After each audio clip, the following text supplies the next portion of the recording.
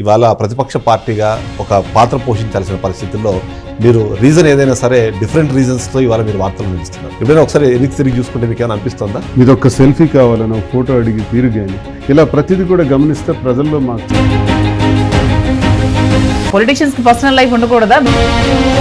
మా political life వేరు, మా పర్సనల్ లైఫ్ వేరు. సార్ ఇవాళ మీ పార్టీలో ఉన్న మిగిలిన నాయకులు ఆయన చేయి వదులుతున్నారు. సరే మీరు పక్కనే ఉన్నారన్నారు కానీ బట్ మీ ప్రియారిటీ ఇవాళ మారింది అనేది ఒక విమర్శ వినిపిస్తుంది. ఏమంటారు? నిజంగా అనుకున్నాం. ఫస్ట్ రౌడీజం, గూండాయిజం, చంపేయటం నడి రోడ్డు మీద అధికారంలోకి రావటం అంటే చంపటం. జగన్మోహన్ రెడ్డి చేసిన ఆర్థిక విధ్వంసం 5 ఏళ్లను కాస్త 50 ఏళ్ళ వెనక్కి తీసుకెళ్లారు రాష్ట్రాన్ని. అన్నీ తెలుసు. ప్రజలకు మోసం చేసి కావాలనే. మహిళలు ఎప్పుడు బయటకు వస్తారు? మహిళలు ఆల్రెడీ బాధపడుతున్నారు, బయటికి రావాలని ఉంది కానీ భయపడుతున్నారు. ఇప్పుడు రోజా మీద పెడుతున్న కేసులు, విడుదల రజని మీద పెడుతున్న కేసులు, భయపడడానికి అవన్నీ చేస్తున్నారు. ఓటు వేసింది అభివృద్ధికే తప్ప సంక్షేమానికి కాదు. జగన్మోహన్ రెడ్డి గారు అభివృద్ధి చేయలేదనే దాన్ని నేను ఎక్కిపించను. లంచాలు తీసుకున్నాం, తీయండి, కేసులు పెట్టండి, వద్దనట్లా. ఈ రోజు మద్యం దుకాణాన్ని మళ్లీ కాంట్రాక్ట్ సిస్టమ్ ద్వారా తెలుగుదేశం ఎమ్మెల్యేలకి, ఎంపీలకు, మంత్రులకి 99% దుకాణాలు ఇప్పించారు. ఆ ఒక్కడిగే 151 స్థానాలను తీసుకొచ్చింది.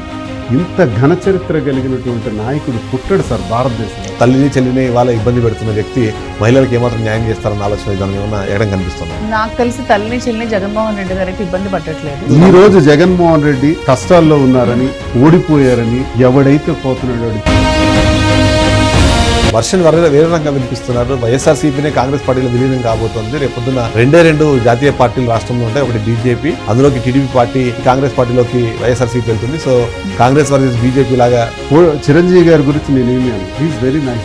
పవన్ కళ్యాణ్ పర్సనల్ ఇష్యూని మీరు కంపేర్ చేసి మాట్లాడే క్రమంలో మీరు ఆయనకి క్షమాపణలు చెప్పినట్టు, లేకపోతే అప్పుడు నేను తప్పు చేశాననే ఒక వర్షన్ చెప్పే ప్రయత్నంలో మీరు జనసేన వైపు చూస్తున్నారు, జనసేనకి వెళ్ళబోతున్నారు అన్న ఒక విమర్శ వినిపించింది.